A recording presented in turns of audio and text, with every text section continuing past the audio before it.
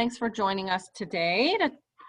We're going to talk about creating an herb garden, one of our popular topics, herb gardening and vegetable gardening.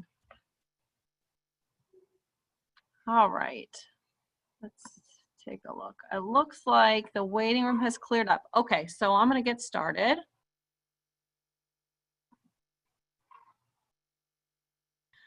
Again, thanks for joining us today. I'm Ann Yasalanis. I am the Residential Horticulture Extension Agent and Master Gardener Volunteer Coordinator with IFAS Extension in Polk County. And the webinars are offered by myself or Julie Shelb, who is our Florida Friendly Landscaping Program Coordinator.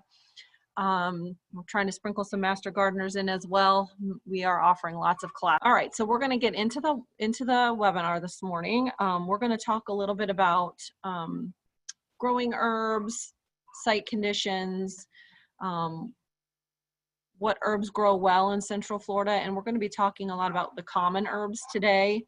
We do have other workshops that talk about more unusual herbs and spices and that sort of thing. So we're just going to cover the setup of the garden and common herbs.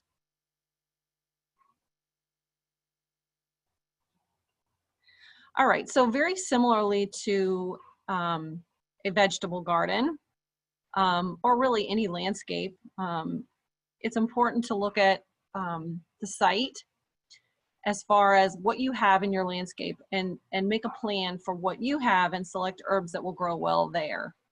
So knowing a good place for sun, as you see in this picture here, an open space for raised beds, enough space for, you know, planting a bunch of herbs in containers, that sort of thing is really important. Oh, sorry, we had some pop-ups there. As you select a location for your herbs in your herb garden. And there's a couple of different ways you can do it. And we'll talk about all the options for growing herbs as well. We're also going to need to know what grows in Florida and what season those will grow in. And I'll talk about that with the herbs we'll discuss today. Different production methods. We'll talk about how to get your herbs started and those seasons and planting times and all of that. So lots to cover today. The main thing with selecting a site is very similar to an herb garden. So a location that makes it really easy and convenient for you to harvest your herbs and use them is really important, because that's usually why people are growing herbs. I mean, you can certainly grow many of them that we'll mention today just for their ornamental quality, and that's totally fine. But if you want to grow them to use them, you want to make it easy for you to have access to them. I had an herb garden that was kind of off at the end of the lawn. I had to walk through plants and things like that, and it made it very tricky, and I kind of never went out and used my herbs. So most recently I've moved it closer to a back door where I can just run out quickly and grab a few things that I need. So think about placement in your yard just for that convenience. But also we need to look at what those plants need to grow. So light requirements, is it going to need full sun or partial sun? How are you going to water those plants? Does it need to be near a water source? Are you going to be using a watering can, a hose? How is that going to happen? And is that going to be easy for you? And then if we're planting in the ground, we do want a well-drained soil. Many people do choose to plant in a raised bed or container, and I have a little bit of information on that type of soil that you'll be looking at as well. And then enough space to grow whatever type of herb you're looking at. And some get big and some stay small, and it's important to know what you're planting. The nice thing about herbs is they really can be grown in a wide variety of locations and containers. So kind of looking at these pictures here, we've got all kinds of different scenarios for growing herbs. So really a combination of them, maybe one works for you and none of the other ones do. So really the options are really up to you. So We can see containers on a porch, raised beds, hydroponic systems. There's lots of different types of hydroponic systems. And just in the ground, part of the landscape, or even in a vegetable garden that's in the ground. So lots of options there. As far as starting your herbs, there's different ways to start them, obviously. So seeds is one way. Many people purchase seeds, and the seeds will be the best way to find some of the more unusual varieties, because it is tricky to find some unusual varieties in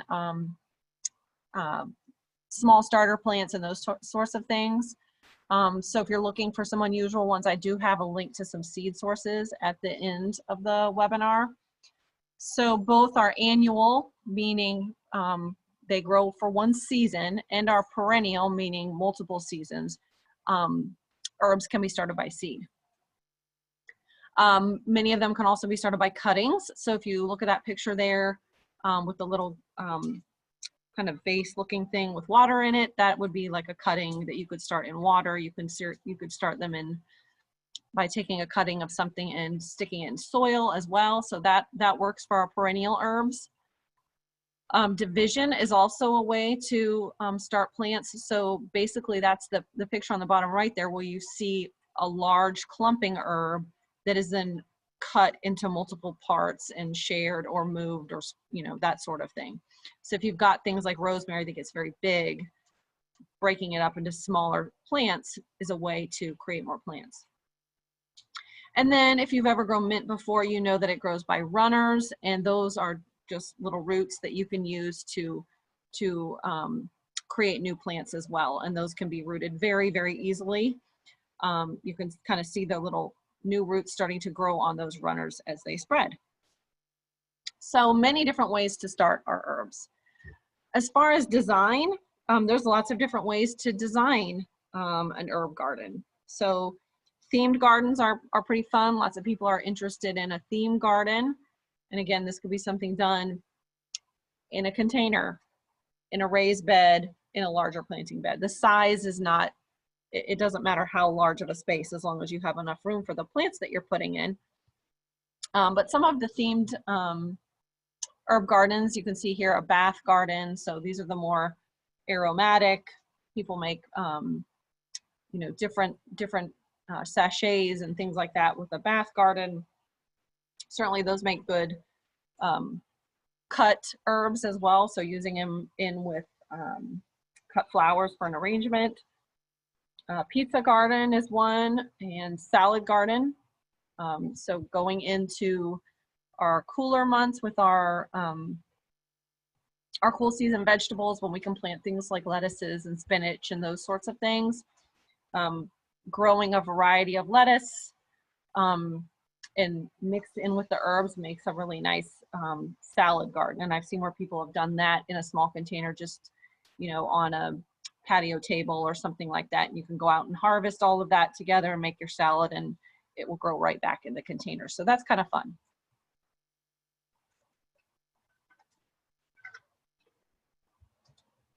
Containers are very popular for growing herbs. Any type of container is fine. Hanging basket, clay pot, plastic container, any of that is fine. The main thing is that these containers have drainage holes. So if you have a container that does not have drainage holes, I would really suggest that you drill drainage holes in them or choose another type of container. So really important. So with that, you also want to have a good, well-drained soil. So a good potting mix is really important. And that could be a mix of peat, compost, perlite, sand.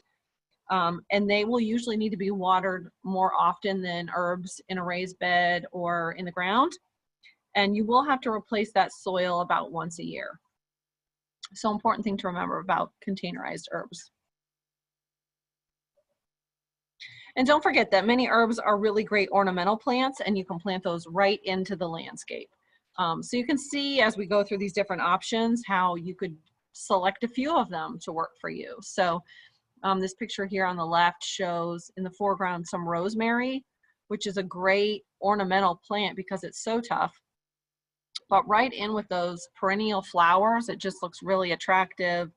Has a very nice aroma. So many people like the smell of rosemary. So in with some floral fragrance as well, is just makes a very pleasing addition to an ornamental landscape. And then in the bottom right, this is a picture of a landscape that has lots of edible plants just used as ornamental plants. So in here you can see chives are used kind of as a border type grass in a landscape. So think of some unique and unusual ways, or ways that you could sub out a traditionally ornamental plant for something that's edible, and you can kind of get a double use out of it that way. So that's kind of a fun thing to do.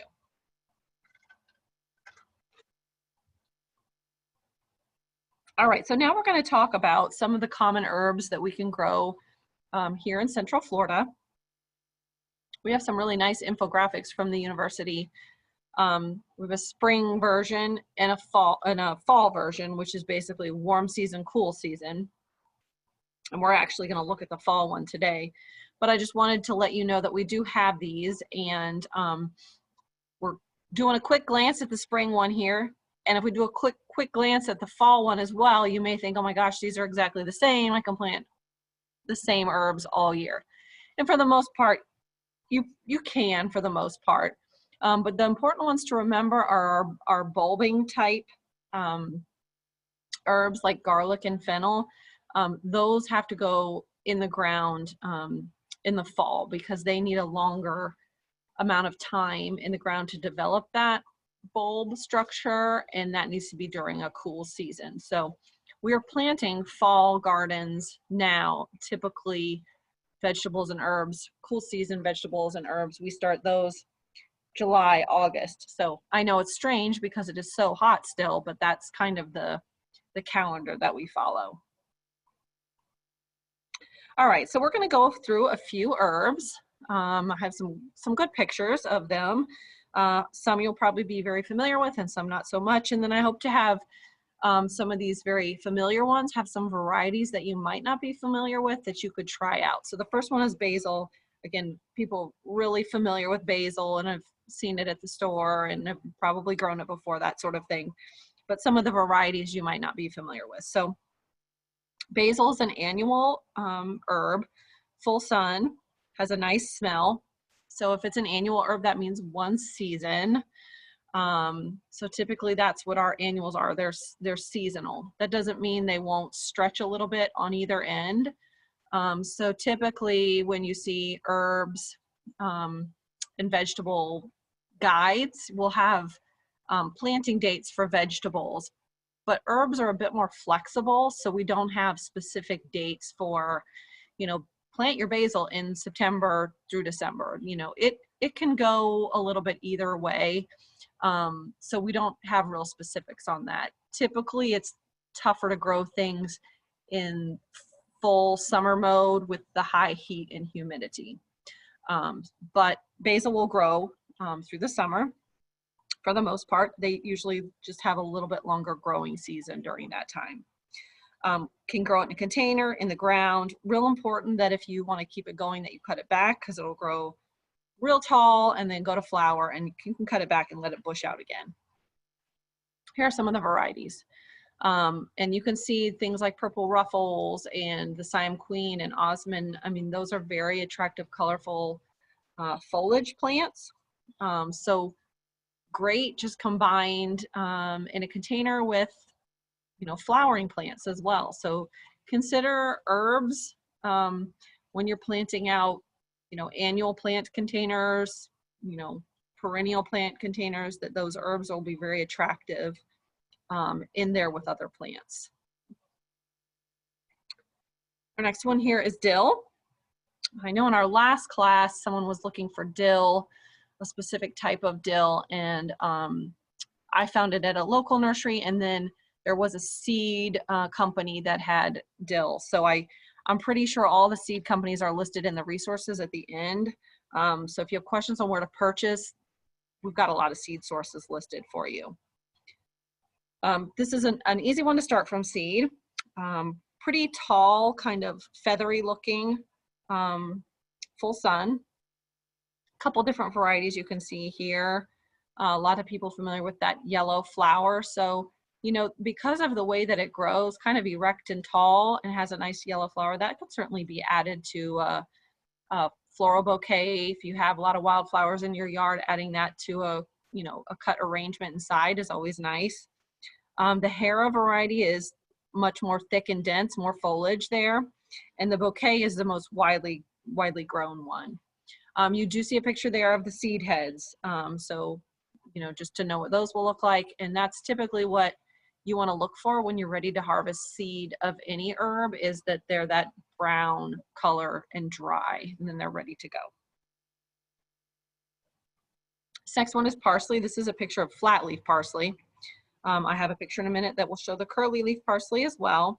This is usually a cool season herb. I had one that sort of went through the summer but struggled a lot, and looks really terrible now. But it'll do much better in the cool season. This is also a plant that is good for butterfly larvae. So if you have a butterfly garden, it's a good one to add. Parsley, fennel, dill are all great for butterfly gardens. Sometimes flat leaf parsley gets confused with cilantro, and my next slide will show, or my next herb is going to be cilantro. So take a quick look at these leaves and then at the cilantro leaves, and I think you'll be able to tell the difference. You can see how these are very pointy at the end. Curly leaf variety, you can see there, Lisette is a heat tolerant variety that's more compact. So that might be better for our area. So nice clumpings, very small herb. So this is a good one to combine in a container with other herbs. All right, here's our cilantro. Hopefully you can tell a little bit there how different it looks than the flat leaf parsley. So the parsley I mentioned has kind of a pointy leaf, and these are not pointy, these are all rounded. So that's how you tell the difference. This one is really tricky to grow in the summer. It is just too hot for cilantro here. A variety that, a herb that some people will try in the summer that tastes similarly to cilantro is culantro. It's C-U-L-A-N-T-R-O. Looks totally different, but can handle our hot summer temperatures. So if cilantro is something you really use a lot, that can be an option for you in the summer months. So cilantro is something that we can start now growing in our gardens. And this is another one that usually stays fairly small, so again, can be combined in a container with other herbs pretty easily.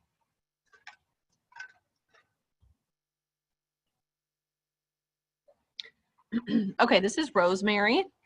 You can see a close-up of the foliage here. It is more of a woody herb, and it is a perennial. So you'll get multiple seasons and usually multiple years out of this one. Your regular traditional rosemary will get pretty large, 2 to 3 feet tall and wide, has nice little pink flowers, really drought tolerant, great for sun. So this is a good one to use in the landscape because of those full sun, drought tolerant, easy care attributes. Here you can see there's a fun variety, the prostrate variety. So it's kind of a weeping looking rosemary. And you can see it here in a container. So it looks really nice in a container because it weeps over the side. And then also it makes a nice kind of an edging plant. I see it used a lot in landscapes in some places around Florida. So just a really nice edging of a bedding plant. You can see here it's used right against the sidewalk, so it's pretty heat tolerant. And then barbecue, if you've ever used rosemary for a skewer, for like a kebab or something, barbecue is one that they've bred to be extremely straight and long, so you can get some nice skewer sticks out of something like barbecue. This is oregano. Usually the 2 varieties we use here are Cuban and Greek oregano, and they are very, very different looking if you've ever grown them both. So the Cuban oregano has much bigger leaves, inches bigger. Usually they can be 3 to 4 inches wide, and they're pretty thick and kind of succulent looking, pretty strong flavor. And then the Greek oregano is a much smaller leaf, maybe an inch or so, much more thin and delicate type of leaf, good clumping, both easy to start. I've started many Cuban oregano plants just by cutting in water. So it's real easy to do that way.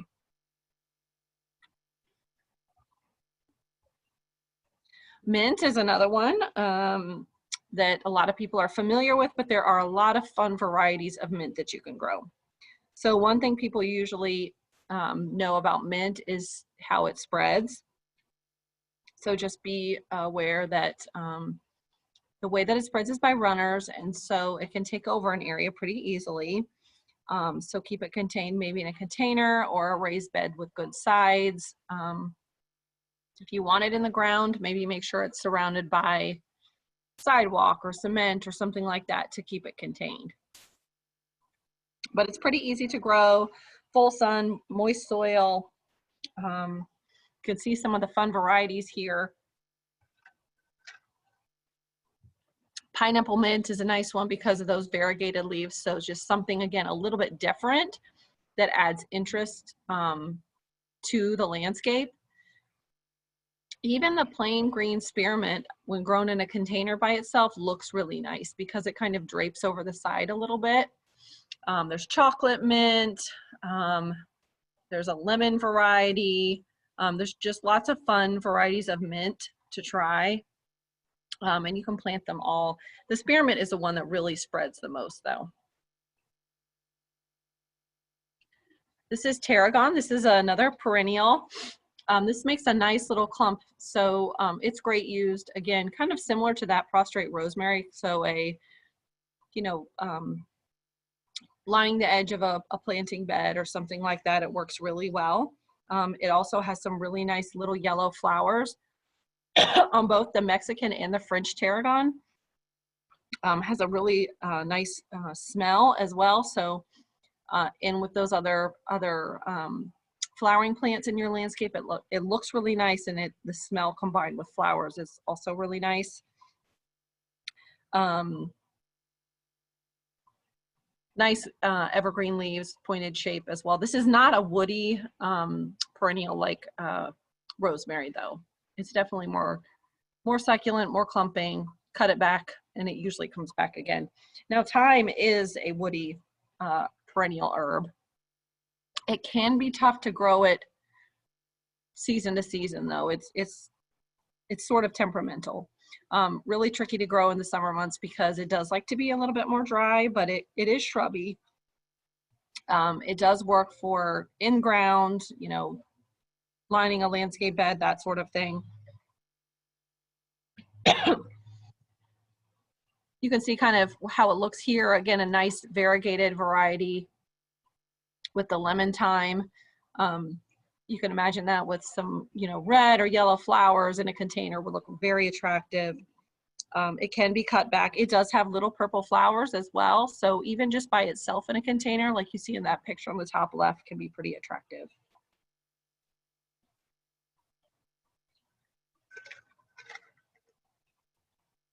This is sage. Lots of people are very familiar with sage, but there are some really fun varieties of sage. You can see here some nice variegation with the yellow and the white and the purple on some of those. So another really attractive kind of ornamental quality there. Sage usually stays fairly small, so it can be combined in a containerized plant. And this is a cool season plant. This is another tough one to grow through our summer months. So start that now. And you can even grow it in the ground, grow in a container. Keep it dry. Those kind of fuzzy leaves indicate that, if it stays too wet, it can be very susceptible to mold and things like that. This is lemon balm. This is one of my favorites. The leaf looks very similar in a picture to a mint, but it is much more thin and delicate. It is a perennial. It grows a bit more upright. To me, it grows very similarly to like a basil, where it's, foot and a half tall, half a foot to a foot wide. Clumping, you can start it from seed or starter plant. The Aria variety is really pretty with that yellow variegation there. This is a nice, fairly easy one to grow and use when you're cooking as well. When we talk about harvesting herbs, they're going to have their best flavor. So if that's what you're growing and harvesting them for, you want to do that before the flower heads develop or open. If you do not, want them to go to flower or seed, it's totally fine for most herbs to be cut all the way back, just a few inches from the ground, and they'll be okay. So if we let them go to flower and then go to seed, they will not live as long. So just remember that as you use them, it's good for the plant for you to continually use it and cut it back, unless what you're wanting to do is collect seed. And at that point, you can either let one plant go if you have a couple, maybe one that you want to collect seed from and one you want to keep using, particularly if you've purchased an unusual variety or something that you do want to collect the seed from. It is important to know that, okay, this plant you can collect the seed and this one you'll keep using. So you can cut that back, and it'll also help with their flavor as well. So you can see here the flavor is all parts, and it comes from the oil in the leaves. So we're looking for those younger leaves to use when you're cooking those. You can also harvest the foliage and dry it. That's a possibility if you don't want to use it all right away. That's not a problem at all. It's certainly not a problem to dry out leaves, or you could even freeze them. I know our Family Consumer Sciences Extension agent has taught a bit about freezing them in water in ice cube trays for like individual servings. If a tablespoon of an herb is in an ice cube, that you can kind of measure for a recipe that way. And she's also taught about, you chop them up and then freeze them in olive oil or something like that as well. There are ways to dry them in the oven, and we have some information on that. Or you can certainly dry them in a dehydrator or something as well. You can lay them flat to dry if you have a dry enough space to do that. And the hardest part about drying an herb in Florida is because it is just so humid that it can be tricky to find a dry enough place to just lay them out on paper to dry and that sort of thing. And it is important, if you are drying them, that that the leaves become very dry before you package them away, or they'll be susceptible to molding. Same thing if you're harvesting seeds. So if you want to collect seeds to plant for the next season, remember back to that dill picture where you saw the seed head and the seeds were nice and brown. We want to make sure they are all the way brown, all the way dry. And that could be something you can lay that out on paper if they're just not getting dry enough outdoors. Lay them out on paper inside, something like that, until they are dry enough to package away. And again, completely dry, otherwise you will not have any viable seeds left. I wanted to talk quickly about some of these resources I have for you. So the Growing Herbs link there has tons and tons of recommendations for different herbs. There's different ways to plant. More herbs than we even talked about today are on there. And then the Seed Sources is a really helpful publication in that it talks about the different vegetables and herbs. You'll see a lot of vegetables in that one, but that's fine because anywhere that sells vegetable seeds will sell herb seeds as well. So there's a table that has numbers in there that references what seed companies have what vegetable seed or whatever. But if you scroll all the way to the down to the bottom of that publication, it just has a table of a bunch of different seed companies. So that should be pretty helpful to you just to kind of keep. And then our vegetable gardening guide, while it has planting dates and information on vegetables, which many of you are probably doing right now as well, all of the information on site preparation and soil and all of that growing information is really important when we look at herbs, because it will be very, very similar to that. And then also I wanted to show you here, the very bottom of this page, you'll see our YouTube page where we'll have our videos posted, and this one should be posted there. We have other herb ones that are posted there because we have done many herb classes. So, you know, if there's something I said in the last class that I didn't say this time, you know, check those, and we'll have that information in there for you.